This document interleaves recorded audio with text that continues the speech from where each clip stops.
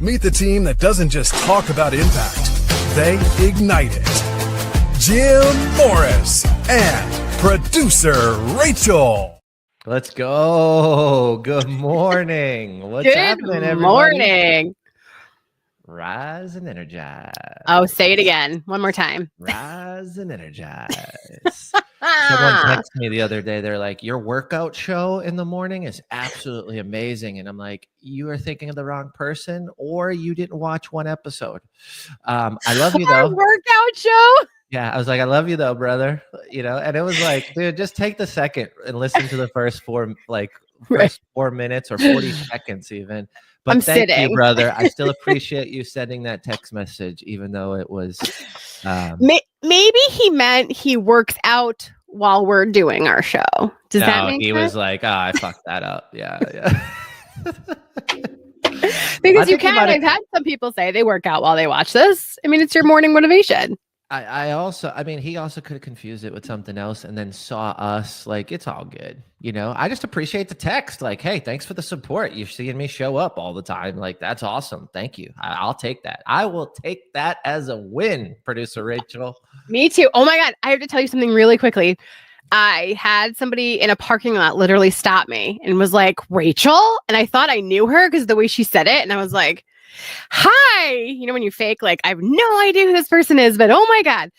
And she's like, I've been seeing everything you're putting online and I love all of it. And I was like, oh my God, like, it was so amazing. It feels so good because previously to like moving to this format of like owning my own business, being my own brand, I worked for a company. So it was always like, oh, I miss hearing you on the radio. So I just assumed that's what they were going to say. And instead it was like, no, I love all of your social media content. Did not mention the radio once. And I was like, oh my God, it worked. Let's go. I love it. I'm making the pivot. It feels so good. What's going on with you, by the way? Like, we haven't really.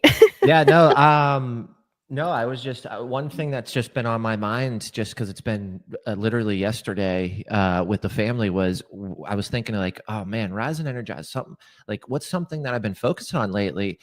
And a couple months ago, we were talking about these low level decisions. We were talking about like, what are we going to eat for dinner, honey? Right? Like, you know, I'm saying to my wife and it's like, oh, well, what's for breakfast or what's for lunch? And you know, oh, who's going to drive who and who's going to, you know, take this nap with the kids and who's going to take this client meeting. And I was just like, these are all such low level decisions, right? Like important, need to meet with clients, need to pick up the kids, need to eat, right? Like need to eat somewhat healthy food with kiddos. Like can't just pump them with the garbage, right? So like, I'm like, all right, all these decisions are important. So I don't want to like outsource this, but like, how do we be strategic with it? So we did a list for a month, 30 days. We wrote down breakfast, lunch, and dinner and what we were going to make. We put on our calendar, who was going to make the food, who was going to pick up Ellie from school, who was going to drop her off, like who was going to do the day where you go in and you do the parents visit and the dad, like, so we did all that and we had a great month and then we didn't do it anymore. We fell off. So, okay, go ahead. I'll let you finish. My advice to you is, and this is like I'm beating myself up over it, but like we didn't set the meeting before we needed the next meeting. Meaning, like when we built the 30 days, we should have been like, okay, this ends on I think it was like August 26th or something. Let's meet on the 20th. And build out August 26th to September 26th, right? So like lesson 1 I learned. Lesson 2 is it takes so much energy for something as stupid as what are we going to eat? Like blown away doing it for 2 weeks. I'm like, this sucks. So as we sit here today, this morning, I'm like, this is something great to just discuss and be vulnerable and honest. Like I felt it at how great it was to do that and how terrible it was. And we're back on it. Like we're doing the list and we're just going to make it happen. It makes grocery shopping easier. So that's less decision-making. We can use the same lists if we repeat the cycles. Like it takes a little bit of upfront work, but something as stupid as this was just taking too much of my energy, too much time. And then we were bickering about something stupid. Like, oh, well, I thought you were going to make dinner. Well, I thought you were going to make it. It's like, well, no one has food to eat. So now we need to solve this. And it's like that no one needs to do that. So I just think what low level decisions can you focus on that you can get ahead of for maybe a month or 2 months, or something that you're not making in the moment. I have to decide. It's already decided pre-decision or pre-game time decision, I call it, right? But I want people to think about that, because I didn't realize how impactful in a negative way it was to my energy, and experiencing it being scheduled out and ahead of it might be my type A personality, but like I also know that it's helped my wife, and she's like the opposite of me when it comes to stuff like this. So like I do think it's helpful for multiple people. And then I also read something recently that was saying like Mark Zuckerberg, his low level decision making was what color t-shirt he was wearing or something like that, because he'd sit in his closet and he'd waste 2 minutes deciding what to wear. So like you can take this from not only like what you wear, and I'm either in a, I mean, this, producer Rachel, it's like a solid color shirt or an impact effect shirt 24/7, mostly impact effect. It's funny. My daughter was like, Mommy, you're wearing daddy's shirt. And she was like, no, this is my shirt, but yes, daddy wears it every day. That is so funny. So a couple of things. One, I had the same issue with the meals, and it was making me want to scream because I was the only decision maker, right? My husband would be like, I don't care. And it's like, I don't want to, number one, I don't want to have to cook every day. I just don't want to. Number two, if I have something else to do or something due with a client, like I'm going to bump cooking. Yeah. And so what I ended up doing, and I'm not going to mention the company because they don't sponsor us yet, but I started getting meals delivered, not the ones you have to make. Literally, they are pre-made meals, and my kids just have to heat them up in the microwave. They can pick whatever they want. We can still eat together if we want to, or we can just go watch TV in the TV, whatever we want to do. And that, number one, we've lost a lot of weight because we're not overeating. Does that make sense? And then number two, right, it's portioned out. And then number two, I don't even have to hear what's for dinner. Yeah. It is amazing. An autonomous option to go just grab take whatever you want. Yeah. I'll ask them when I'm ordering the meals, like pre-ordering, you order a week ahead. And I'm just like, hey, what did you like last week? What did you not like? What do you want more of? What do you want me to pay extra for? Like, I'll do it. I don't care. And so it has been the biggest, not only time saver, but my brain to not have to think about that. I fill in with groceries. I'll have a shop for me for like fruit and stuff like that, and snacks and like milk, and always have milk and cereal. But like beyond that, I still don't have to like choose those things, right? I just have to take 30 minutes to like throw it in the ship thing, and I'll see you in an hour. So it's been amazing for my brain, because before I would plan a dinner, grocery shop for the dinner, cook the dinner, and literally before dinner is even over, I'm panicking about tomorrow's dinner. Yeah. Literally, I would be like, oh my God, I have to do this again and again and again for the rest of my life. I was like, I can't do this. And so it allowed me, number one, the freedom to, when I want to cook, I can. I still like doing like bigger Sunday meals. So I'll still do that. But it took this weird space that was taking up in my brain that I just didn't care. I didn't care. It's low level. It's not a major decision that's going to like, do I, cut the red wire or the yellow wire, right? Like that's not the level of decision, but like stack all those low levels, and it becomes a high level of energy usage. And the thing about it is those low levels decisions, they come up when you're not even expecting it. So it's like, well, with Caitlin's like, oh, are you supposed to make dinner?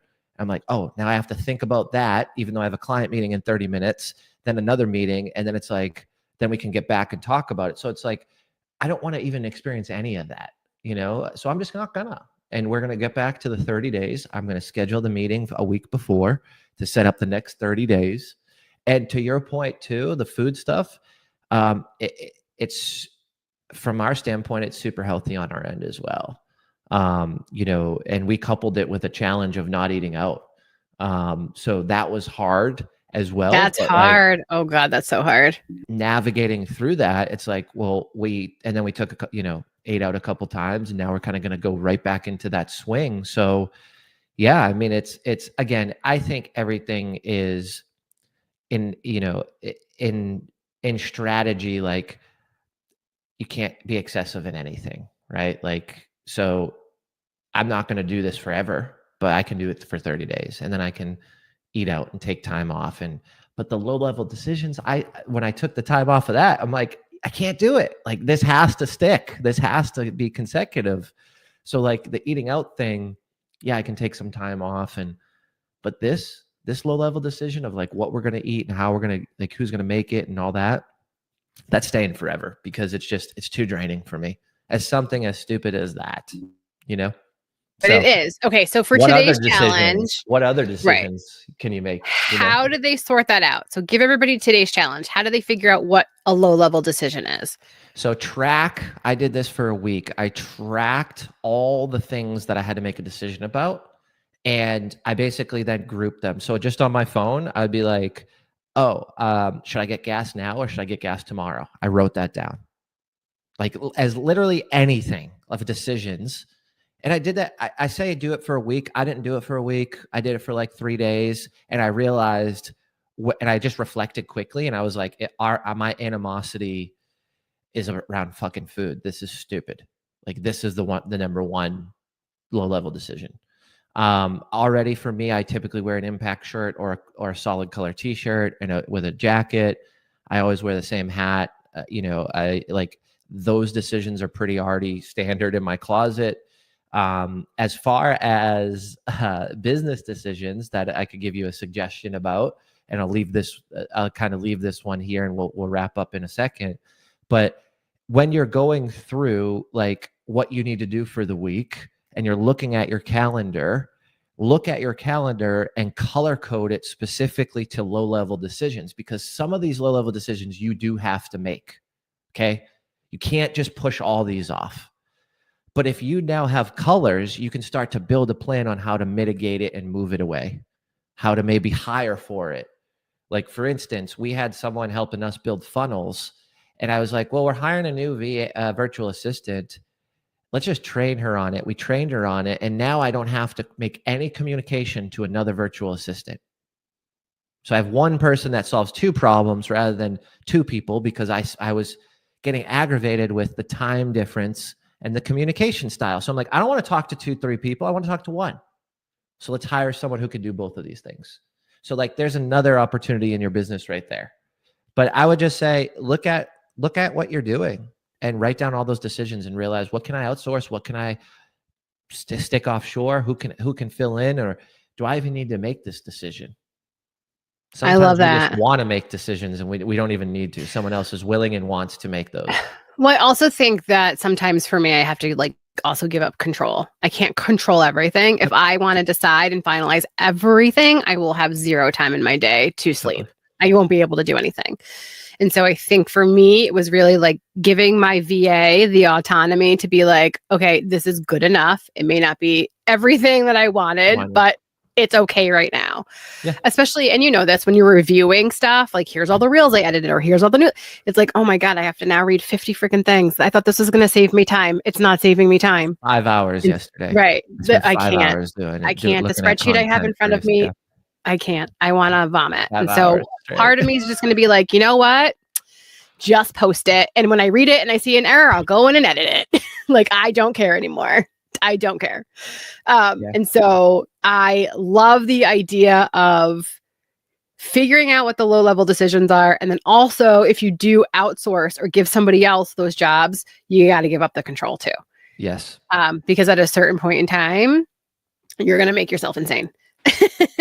So that right there. That's how we land the plane. Yes. That's right how there. we land the plane. Mic drop. Boom. All right, everybody. Have an amazing day. We'll see y'all.